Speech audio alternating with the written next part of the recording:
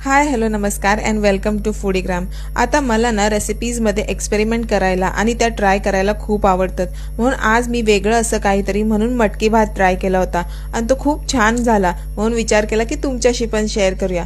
चला पटकन याची रेसिपी बघून घेऊयात। आता इथे मी एक कुकर घेतला होता आणि कुकरमध्ये तेल छान तापू दिले होते।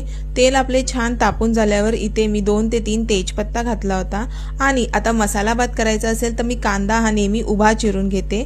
इथे मी एक मोठा कांदा उभा चिरून घेतला होता, त्यानंतर मी अर्धा टोमॅटोचा वापर केला होता आणि ते छान तेलावर परतून घेतले होते। कांदा आपला छान गोल्डन ब्राउन झाल्यानंतर इथे मी थोडंसं आले लसूण पेस्ट टाकली होती। आता आले लसूण पेस्ट ही मी नेहमी घरीच बनवते।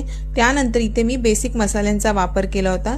थोडीशी हळद टाकली होती, 1 चमचा गरम मसाला घेतला होता आणि 1 चमचा लाल तिखट घेतलं होतं आणि ते छान कांद्यामध्ये मिक्स करून घेतलं होतं। त्यानंतर त्याच्यामध्ये मी भिजवलेली मटकी आणि 1 बटाटा उभा चिरून घेतला होता। आता मटकी ही मी 6 तास भिजत आणि ओव्हरनाईट मोड येण्यासाठी ठेवून दिली होती आणि ती छान नंतर कांद्यामध्ये मिक्स करून घेतली होती। मटकी आणि बटाटा छान आपल्या मसाल्यांमध्ये मिक्स झाल्यानंतर त्यानंतर इथे मी 2 वाटी तांदळाचा वापर केला होता आणि ते छान स्वच्छ धुवून घेतले होते। आता मी 4 माणसांसाठी 2 वाटी तांदळाचा वापर केला होता आणि सगळं छान मिक्स करून घेतलं होतं। नंतर आपल्याला पाणी घालायचे आहे। आता 2 वाटी तांदळासाठी मी 2 ग्लास पाणी वापरले होते आणि त्यानंतर मीठ घालायचं आहे चवीनुसार आणि फास्ट गॅसवर एक मोठी छान उकळी येऊ द्यायची आहे। उकळी आल्यानंतर आपल्याला छान मीडियम फ्लेमवर कुकर बंद करून 3 ते 4 शिट्ट्यांमध्ये आपला मटकी भात छान करून घ्यायचा आहे आणि नंतर 10 मिनिटं कुकर थंड झाल्यानंतर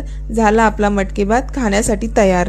आता नेहमीच्या मसाला भात आणि पुलावपेक्षा काहीतरी वेगळी मी ही रेसिपी ट्राय केली होती। तुम्हाला पण ही रेसिपी आवडली आहे ना? रेसिपी जर आवडली असेल तर ही रेसिपी नक्की ट्राय करा। व्हिडिओला लाईक करा, शेअर करा आणि यूट्यूबवर सुद्धा सबस्क्राईब करा।